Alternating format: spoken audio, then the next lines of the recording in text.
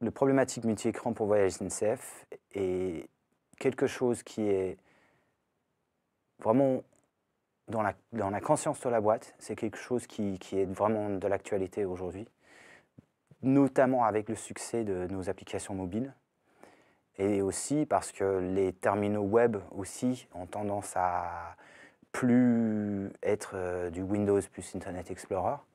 Mais le succès de Chrome, le succès de Safari, le succès de Firefox ont fait que de toutes les façons, on a dû adopter une façon de gérer le rendement, ne serait-ce que web, de façon plus fluide.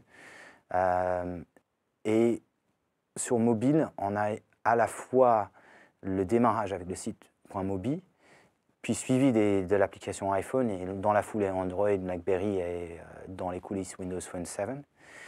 Donc le problématique, on est bien dedans, mais la façon de la gérer est toujours en train de se maturer. C'est un vrai défi technique avant tout, parce que c'est surtout les sources de données qui, pour nous, dans un environnement complexe comme la SNCF, n'est pas parfaitement évident.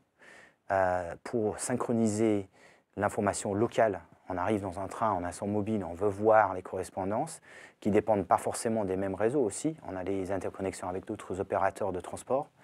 Et en même temps, le fait que sur le web, on peut créer une infrastructure assez solide, avec une sorte de sécurité maîtrisée, et qu'une fois qu'on va sur les réseaux mobiles, où on est contraint pour l'instant de travailler avec beaucoup de partenaires et d'autres plateformes d'hébergement, il faut aussi synchroniser toutes les données entre différents types de bases et aussi langage de programmation pour les attaquer, qui font qu'il faut maîtriser la création d'API pour bien faire transiter les données. Et ces choses-là sont asynchrones par rapport au développement sur le terminal même.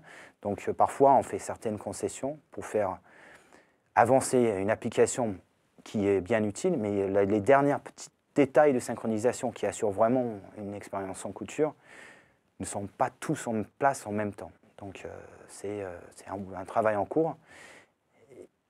Et le monde du web plus start-up, plus novateur, où le mash-up et toutes ces choses-là ont donné naissance vraiment à des API publiques pour certains acteurs plus que d'autres.